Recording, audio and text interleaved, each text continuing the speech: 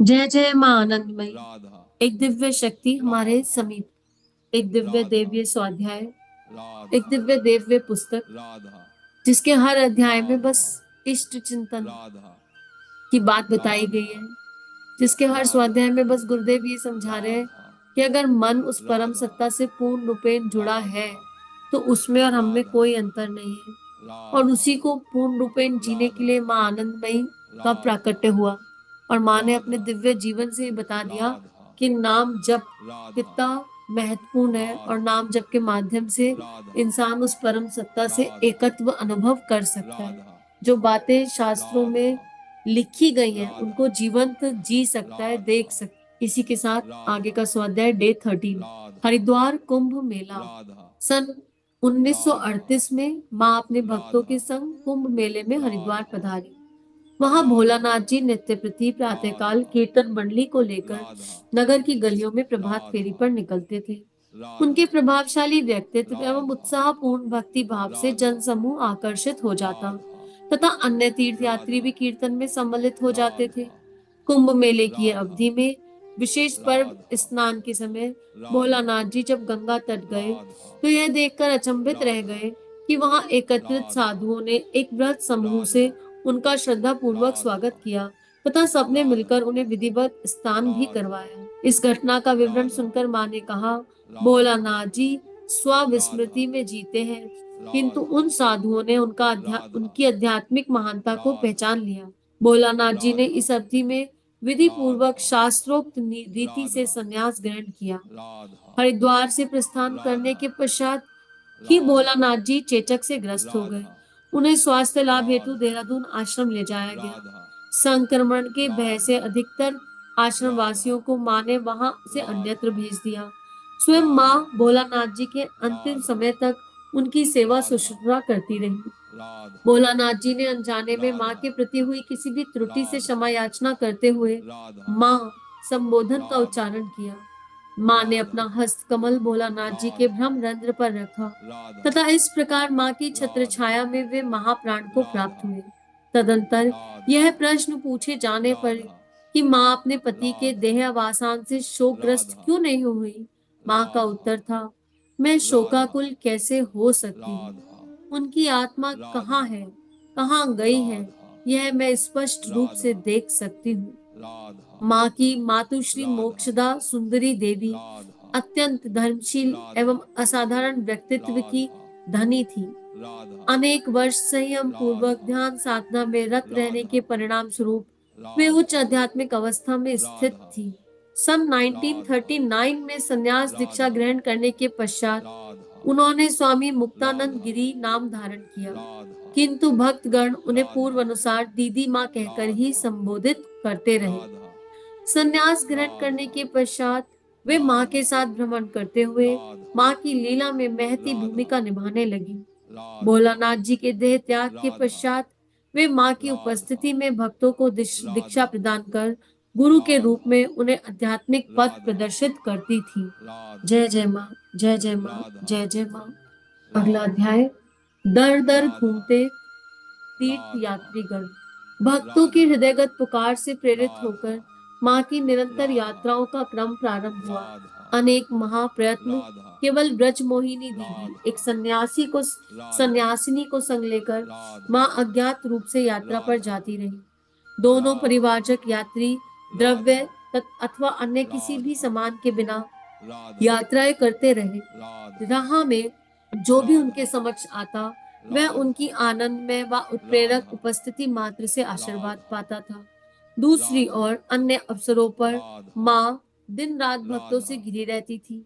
माँ के राधा प्रति अपना श्रद्धा प्रेम व्यक्त राधा करते हुए सभी भक्त राधा मार्गदर्शन प्राप्त राधा करते थे। अनेक अवसरों राधा पर माँ 14-15 घंटे राधा सतत एक ही स्थान पर बैठे राधा हुए आनंदित हो राधा आगंतुकों के उस प्रवाह में राधा प्रत्येक व्यक्ति से प्रेम पूर्वक राधा भेंट करती, किंतु मुख पर क्लांति का लेश राधा लेश मात्र भी लक्षण नहीं झलकता राधा था।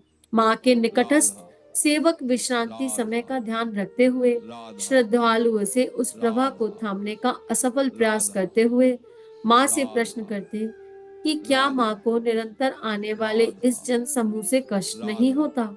इस पर माँ उत्तर राधा देती, तुम्हारे अपने हाथ से यदि तुम्हारे पांव अथवा शरीर के किसी अन्य भाग का स्पर्श हो जाए, तब क्या कष्ट होता है? मेरे लिए केवल एक अस्तित्व है, अन्य सभी उसी के भिन्न भिन्न रूप हैं। तुम और मैं सब एक ही हैं। हमारे मध्य का आकाश भी मैं ही हूँ। तुम्हारे अपने हाथ से यदि तुम्हारे पांव अथवा शरीर के अन्य भाग का स्पर्श हो जाए, तब क्या कष्ट होता है? मेरे लिए केवल एक अस्तित्व है, अन्य सभी उसी के भिन्न भिन्न रूप हैं। तुम और मैं सब एक ही हैं। हमारे मध्य का आकाश भी मैं ही हूँ। भक्त हृदय की आर्त पुकार को सुनकर माँ की अनायास ही किसी स्थान विशेष की ओर प्रस्थान करने की अनेकानेक घटनाएं घटित हुई। समुद्रीय तट पुरी नगर के निवासी एक वृद्ध अशक्त साधु माँ के दर्शन को अत्यंत लालायित रहते थे, किंतु अपनी आयु व क्षीण शक्ति के कारण यात्रा करने में असमर्थ थे। अतः माँ के प्रति केवल हृदय में ही प्रार्थना कर लेते थे। दूरस्थ स्थान में भ्रमण करते हुए माँ सहसा अपने कार्यक्रम में परिवर्तन कर पुरी पधार आई। अनायास माँ को अपने कक्ष में प्रवेश करते देख साधु अचंभित रह गए। उनकी शैया के निकट बैठकर माँ लंबे समय तक उनसे वार्तालाप करती रही। एक अन्य समय माँ एक धार्मिक उत्सव में विराजित थी। अकस्मात उठकर वे मंडप से बाहर जाने लगी। दीदी तथा एक दो अन्य अनुयायी भी माँ के पीछे पीछे बाहर आ गए।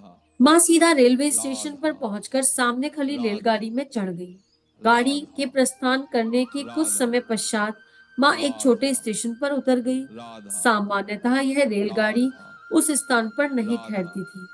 तीव्र गति से चलते हुए माँ नगर के मध्य में स्थित एक धर्मशाला में पहुंची। वहां किसी से निर्देश पूछे बिना सीधा एक कक्ष में प्रविष्ट हो गई।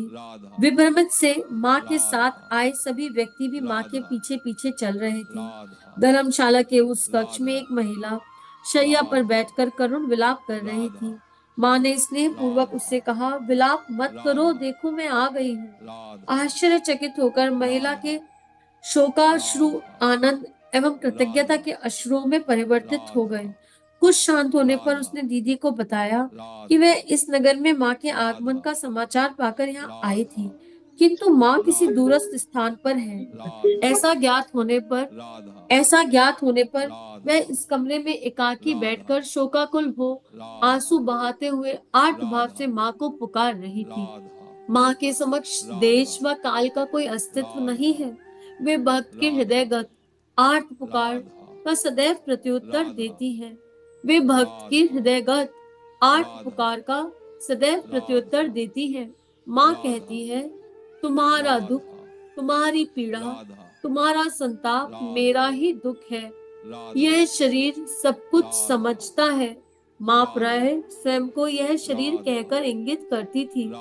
उन्हें ईश्वर से भिन्न अपने अस्तित्व का भान कदापि नहीं था।